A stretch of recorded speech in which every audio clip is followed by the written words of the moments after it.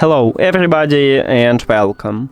In this video I'm going to show you how to unpair your earbuds EDIFIER HECATE GX07 from your MacBook.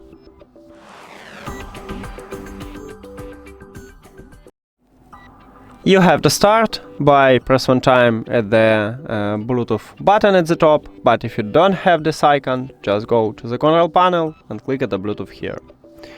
Then go to the settings. And at the device list, you need to click the information icon near to your earbuds. At the left side we have a button Forget this device, you need to press this button. But if you want to only stop Bluetooth connection with your earbuds, but leave it at the device list and reconnect it in the future, you need to select Disconnect and press this button. Now let's remove it, so forget this device and forget device. After that, we can put these earbuds to the charging case and close the case. That's it! Thank you for watching this video. If you found it helpful, please consider subscribing to the channel and leave the like on the video. See you later!